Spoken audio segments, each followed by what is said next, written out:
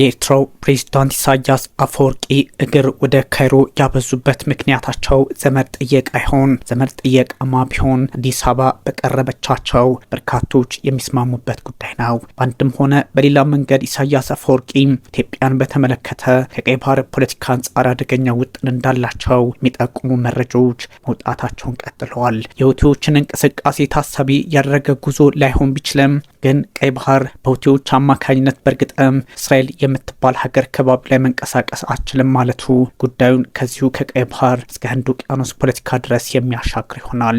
ፕሬዝዳንት ኢሳያስ አፈወርቂ ደግሞ ከግብፁ ፕሬዝዳንት አብደል ፈታህ አልሲሲ ጋር በፖለቲካ ውጣ ውረዶች መካከል የሚያልፉ አንድ ዘመድና ወዳጅ ሆነው የቀጠሉ የሆኑ መሄዳቸው ጉዳዩን ለኢትዮጵያ ከባድ የቤት ስራ የሚሰጣት ይሆናል። በእርግጥ ኢትዮጵያ የራሷን የቤት ስራ በራሷ መንገድ መቋጨትና መስራት እንደዚሁም ዜጎቿን ማስተባበር ከቻለች ባለ 130 ሚሊዮን ህዝቧ ኢትዮጵያ በዲፕሎማሲው ትልቅ ሚና ሊኖራት ይችላል ተብሎ ይታሰባል። ግን ደግሞ የኢትዮጵያ መንግስት አሁን የኤርትራን ፕሬዝዳንት ኢሳያስ አፈወርቂን እየተከታተለ ዲፕሎማሲያዊ ጫና ውስጥ ማስገባት ብቻ ሳይሆን ሁለንተናዊ ዝግጅት ይጠበቅበታል። በርካቶች የሚስማሙበት ጉዳይ ሆኗል። ፕሬዝዳንት ኢሳያስ አፈወርቂ አቋም ላይ ብቻ የተመሰረተ ሳይሆን የኤርትራውያንን ፍላጎትም ታሳቢ በማድረግ የማድረጋቸው የዲፕሎማሲ እንቅስቃሴዎች ናቸው በሚል ወደ አረቡ ዓለም ያመዘነ ፖለቲካቸውን ለማራመድ ይሞክራሉ። በእርግጥ በአሁኑ ሰዓት እንደ አረብ ኤሚሬቶች ያሉ አገራት ጋር ፕሬዝዳንት ኢሳያስ አፈወርቂ አይንና ናጫ ሆነዋል። ግን ደግሞ አስቸጋሪ የሚያደርገው ከአልሲሲ ጋር አብሮ መስራታቸው በቀይ ባህር ፖለቲካ ላይ የሚፈጥሩት ጫና ነው። በእርግጥ ቀይ ባህር አሁን በግብፅና በኢሳያስ አፈወርቂ ኃይሎች ብቻ የሚዘጎር ሊሆን አይችልም። የየመን ሁቲዎች በእስራኤል አማካኝነት ቀጠናው ላይ ብቅ ብለዋል። ኤርትራ ይሄኛውን አጋጣሚ ተጠቅማ አንዳንድ ጉዳዮችን የምታንቀሳቀስ ከሆነና ወታደራዊ እርምጃ ወይም ጫና ለመፍጠር ከሞከረች የቤት ስራው ለአዲስ አበባ ይሆንባታል። በርካቶች የሚወስዱት ሀሳብ ሆኖ እየተቀመጠ ይገኛል። ፕሬዝዳንት ኢሳያስ አፈወርቂ ለ3 ቀናት ይፋው የስራ ጉብኝት ካይሮ ግብጽ ገብተዋል። ካይሮ ሲገቡ ደግሞ አልሲሲ ደማቅ አቀባበል በቤተ መንግስታቸው አድርገውላቸዋል። ባለፉት ጥቂት ዓመታት ግብጽና ኤርትራ ከኛ በላይ ወዳጅ በቀጠናው በተለይም ደግሞ በቀይ ባህር ዙሪያ ማናለ በሚል እንደዚሁ ሽርጉድ ላይ ናቸው። የኤርትራው ፕሬዝዳንት ኢሳያስ አፈወርቂ ለይፋው የስራ ጉብኝት ወደ ካይሮ ሲያመሩ በዚህ ዓመት ለሁለተኛ ጊዜ ሆኖ መመዝገቡ ደግሞ ምነው እንደዚህ እግራ በዙ የሚል ጥያቄ የሚያስነሳል። ኢሳያስ ብዙ ሀሳቦችን ያነሳሉ። ወደ ግብጽ ያመሩት ደግሞ ግንቦት 30 2018 ዓመተ ምህረት ሲሆን ጉዳዩ ከተለየ የፖለቲካ መነጽር አንጻር የሚታይ ሆኗል። ከፕሬዝዳንት አልሲሲ ጋር በሁለትዮሽ ግንኙነት ያው የተለመደ የዲፕሎማሲ አገላለጽ ቢሆንም በቀጠናው ደህንነት እነሱ እነማን ናቸው የሚል ጥያቄ የሚነሳላቸዋል። በአፍሪካ ቀንድና መካከለኛው ምስራቅ ጉዳዮች ዙሪያ ይወያያሉ ተብሏል። ታዲያ በመካከለኛው ምስራቅ ጉዳይ ላይ ከተወያዩ በኢራንና በሁቲ እንደዚሁ በእስራኤል በርካቶች ጥያቄ ብለው የሚያልፉት ነው። ምክንያቱም በመካከለኛው ምስራቅ ፖለቲካ ላይ ግብጽ አሁን አንድ እርምጃ ወደፊት የሚያራምድ ዲፕሎማሲ መሰረት የላትምና በእርግጥና አብደል ፈታህ አልሲሲ የአሜሪካን ድጋፍና በተለያዩ አጋጣሚዎች የሚያገኟቸውን እርዳታዎች የተጠቀሙ ፖለቲካቸውን ከራሳቸው ሆድ አንጻር የመመንዘር ልምድ አላቸው። ግን መካከለኛው ምስራቅ ላይ አሁን እስራኤልንም አንድ ነገር ማድረግ አይችሉም። የፍልስጤሞችም ሰቆቃ ቆመው የሚመለከቱ ፖለቲከኛ ናቸው እንጂ አብደል ፈታህ አልሲሲ ነገሩን በቀላሉ ይቋጩታል ተብሎ የሚወሰድ አይደለም። ታዲያ በመካከለኛው ምስራቅ ፖለቲካ ላይ እነሱ እነማን ናቸው? ለዛውም አብደል ፈታህ አልሲሲና ኢሳያስ አፈወርቂ የሚል ጥያቄ የሚነሳው ከዚህኛው መነጽር ነው። በእርግጥ መካከለኛው ምስራቅ ላይ ብዙ ኃይላት የሚንቀሳቀሱበት እንደመሆኑ ጉዳዩ ወደ ቀይ ባህር በመምጣቱ ሊያሳስባቸው ይችላል። ቢያሳስባቸውም ግን የአስመራና የካይሮ የፖለቲካ ስራ በእርግጥም እነሱን ወደፊት የማያራመድ ቀጠናውንም የማይታደግ ሊሆን ይችላል። ቀይ ባህር ላይ ችግሮች አሉ። የቀይ ባህር ፖለቲካ አሁን በሁቲዎች አማካኝነት እስራኤልን ለመዝጋት በሚለው እርምጃ አደጋ ውስጥ ሊገባ ይችላል። የመን ላይ እስራኤል ጥቃት የመሰንዘሯ ጉዳይ ወደፊት ሳይታለም የተፈታ ነው። ታዲያ መካከለኛው ምስራቅ በዚህ ውጥረት ላይ ባለበት ተጨማሪ የጦርነት ነጋሪት ጉሰማ ይሆን? አሁንም በጥያቄ መልክ የሚታለፍ ነው። በአፍሪካ ቀንድ ጉዳዮች ላይ እንመክራለን አሉ። በአፍሪካ ቀንድ ጉዳዮች ላይ መምከር የሚችሉት እነሱ እነማን ናቸው የሚል ጥያቄ ሊነሳ ይገባል። ግን ደግሞ አፍሪካ ቀንድ ላይ ራሷ ኤርትራ በመገኘቷ ስለ አፍሪካ ቀንድ ሊያሳስባት ይችላል። ካይሮ ከዛ እስከዚህ እንዴት ያው እንደሚታወቀው በቀይ ባህር ፖለቲካ ላይ ኢትዮጵያን ጫና ውስጥ ማስገባት እንደሆነ ግምት ለመውሰድ የሚያስገድድ አይደለም። ፕሬዝዳንቱ ጉብኝቱ በኤክስ ገጻቸው ላይ አንድ ሀሳብ ጽፈዋል። የማለት የሀገሪቱ ማስታወቂያ ሚኒስትር የማነ ገብረ መስቀል የሁለቱ መሪዎች ውይይት በአፍሪካ ቀንድ ቀይ ባህር ደህንነትና መካከለኛው ምስራቅ ባሉ መጠነ ሰፊ ለውጦች ዙሪያ ያተኩራል ብለዋል። እነሱ እነማን ናቸው ብሎ ለመጠየቅ የኢትዮጵያ መንግስትም ቢሆን ጠንካራ ዲፕሎማሲ መምዘዝ አለበት። የኤርትራው ፕሬዚዳንት ኢሳያስ አፈወርቂና ልኡካቸው ወደ ካይሮ ሲገባም የውጭ ጉዳይ ሚኒስትራቸውም እንደነበሩበት ታውቀዋል። ፕሬዚዳንት ኢሳያስ በጥቅምት ወር ከዚህ በፊት ወደ ካይሮ ብቅ ብለው ነበረ። የ5 ቀናት ጉብኝት አድርገው ተመልሰዋል። አልሲሲ ጋር በተለያዩ ጉዳዮች ተወያይተዋል። በተለይም የኤርትራ ሉዓላዊነትና የግዛት አንድነትን ለመደገፍ ካይሮ ቁርጠኛ መሆኗን አብደልፈታህ አልሲሲ በሰዓቱ እኛ አለንላችሁ በሚል የልብ ልብ ሰጥተዋቸው ነበረ። በአፍሪካ ቀንድ ፖለቲካ ላይ አሁን ትርምሱ ከባድ ነው። እንደሚታወቀው አፍሪካ ቀንድ ኤርትራን፣ ኢትዮጵያን፣ ጅቡቲን፣ ሶማሊያን፣ ሶማሌላንድን የሚያካትት ከባቢ ነው። እናም የግብጽ እስከዚህ መምጣት ደግሞ ጉዳዩ የቀይ ባህር ፖለቲካ እንደሆነ በግልጽ ያሳምናል። ቀይ ባህር ላይ አሁን እንደነ ኤርትራ ያሉ ሀገራት ሳይሆኑ የየመን ሁቲዎች ጫና ሊፈጥሩ እንደሚችሉ ሳይታለም የተፈታ ነው። በዛ ላይ ደግሞ ሶማሌላንድ አየር ምድቧን ከሰጠች አደጋ ሊፈጠር ይችላል ተብሎ ይታሰባል። በህንድ ውቅያኖስ አካባቢ ያለውን በበዓል መንደብን ይዞ ለመቆጣጠር ቀይ ባህርን አልፎ ከስዊዝ ቦይ ያለውን ለመቆጣጠር እድል ይፈጥርለታል። ሁቲዎች ደግሞ በዚህኛው የፖለቲካ እንቅስቃሴ ውስጥ እንደሆኑ የአደባባይ ሀቅ እየሆነ መጥተዋል።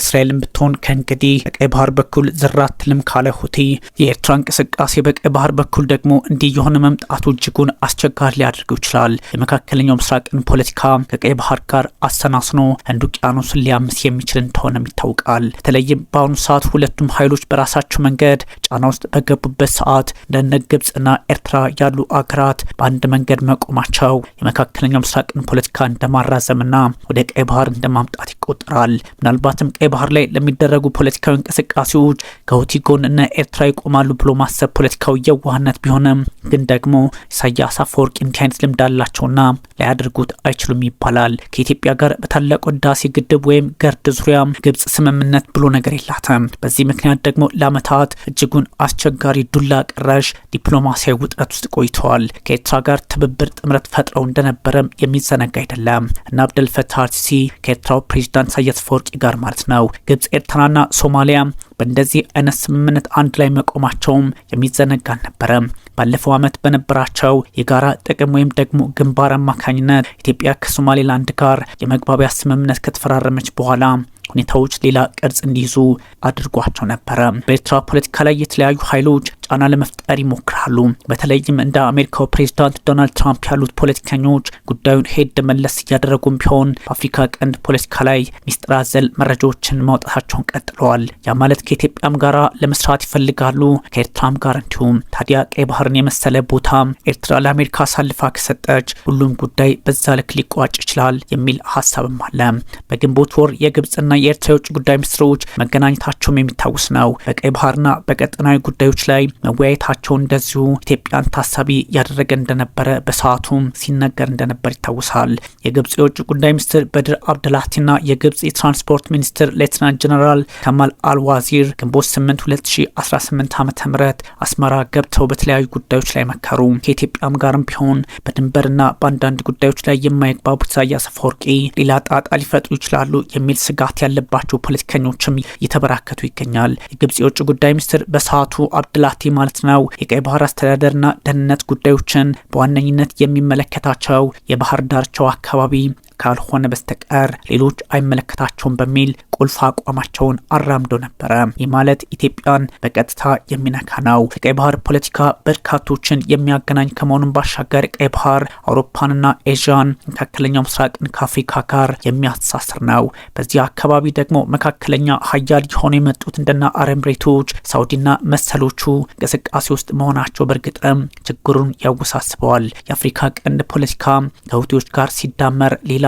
ምላሽ ይዞ ሊመጣ ይችላል ተብሏል። በተለይም ደግሞ የመን ውስጥ ላለው ለሶስት የተከፈለ የመንግስት መመስረት ፍላጎት ሁቲዎችንና ዋናው መንግስት ጨምሮ የሰላም ፖለቲካ ንጦ ኤደንንም ጫና ውስጥ አስገብቶ ሙሉ አፍሪካ ቀንድ እስከሚደርስ ድረስ ፈተናው እየበዛ መጥቷል። ለዚህም ነው የዓለማችን ፖለቲካ በተናጋ ቁጥር አፍሪካ ቀንድም ይነካል። ቀይ ባህር ጫፍ ላይ ያሉ አገራት በዚህ አጋጣሚ ፈተናቸው ይበዛል የሚባለው። ግን ኢሳያስ አፈወርቂና አብደላቲ በተለያዩ ጉዳዮች ከዚህ ቀደም መነጋገራቸው የሚዘነጋ አይደለም።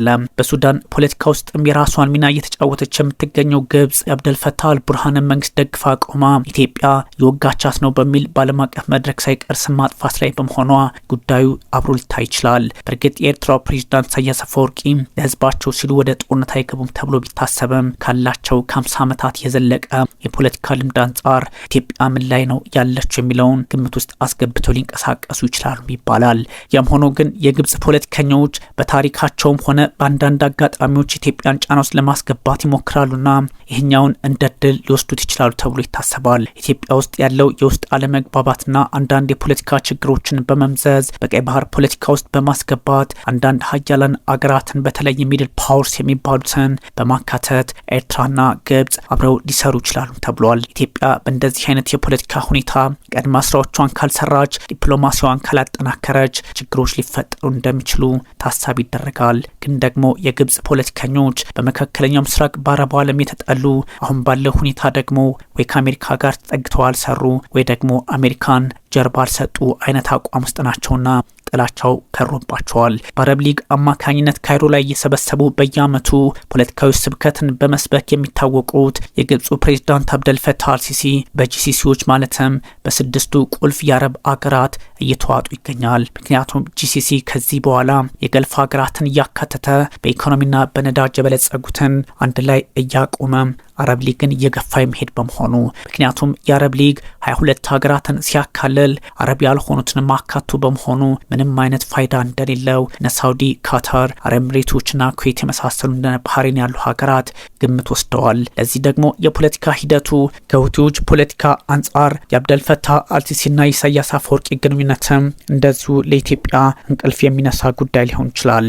ግብጽ በታሪክ ሂደት ኢትዮጵያን ጫና ውስጥ ለማስገባት የሞከረችባቸውን አጋጣሚዎች ሁሉ በሽንፈት አጠናቃለችና አሁን ደግሞ በተለየ አጋጣሚና ሁኔታ ራሷን አጠናክራ ትመጣለች የሚል መረጃም እየወጣ ነው። በሱዳን በኩልም አንዳንድ እንቅስቃሴዎች አሉ ተብሎ ይታሰባል። ያም ሆኖ ግን ኢትዮጵያም የራሷን ዲፕሎማሲ እያጠናከረች አብደልፈታህ አልሲሲም የራሳቸውን ሕዝብ እያታለሉ በታይር አደባባይ የሚደረግባቸውን ተቃውሞ እያስተባበሉ ሊቀጥሉ እንደሚችሉ ሳይታለም የተፈታ ነው ተብሏል። በሌላ በኩል ደግሞ ግብጽና ኤርትራ ሶማሊያን ይዘው ኢትዮጵያ ላይ ጫና ለማሳደር ሞክረው ነበረ። በሞቃዲሾ በመንግስት ወታደሮችና በተቃዋሚዎች መካከል የተኩስ ልውውጥ መቀጠሉ እጅጉን አስቸጋሪ ሁኔታ ውስጥ እንዲገቡ የሐሰን ሼክ መሐሙድ መንግስት ሆነ እንጂ ያ ባይሆን ግን ለኢትዮጵያ ፈተናዋ ከባድ ይሆንባት ነበር ተብሏል። አሁን ደግሞ የመካከለኛው ምስራቅ ፖለቲካን ታሳቢ ማድረግ ከቀይ ባህር ፖለቲካ አንጻር አንዳንድ የሚመዘዙ አደገኛ ነጥቦችና ካርዶች እንዳሉ ተገማች አድርገዋል። ፕሬዚዳንት ዶናልድ ትራምፕ የአረብ ሀገራት ከእስራኤል ጋር ግንኙነታቸውን ማጠናከር አለባቸው በሚል አቋም በወሰዱበት ሰዓት እንደ ግብጽ ያሉ ሀገራት ከኤርትራ ጋር አፍሪካ ቀንድ ድረስ መጥተው በቀይ ባህር ፖለቲካ ላይ መዶለታቸው 60 ኪሎ ሜትር ርቀት ላይ የምትገኘውን ኢትዮጵያን ግምት ውስጥ ሲያስገቡ እንደሆነ ግልጽ ያደርገዋል። ለዚህ ደግሞ የፖለቲካ አረማመዱም ሆነ እንቅስቃሴው በተለየ አቅጣጫ ሊታይ የሚችል ውጥረቱን በውጥረት ሳይሆን በዲፕሎማሲ መፍታት እንደሚቻል ጠቋሚ ያደርገዋል ተብሏል። እናም ኢሳያስ አፈወርቂ ጉዟቸው ከጉዞ ባሻገር ኢትዮጵያን ታሳቢ አድርገው ወይም ደግሞ ጥያቄ ምልክት ውስጥ አስገብተው የሚመለሱበት ጉዟቸው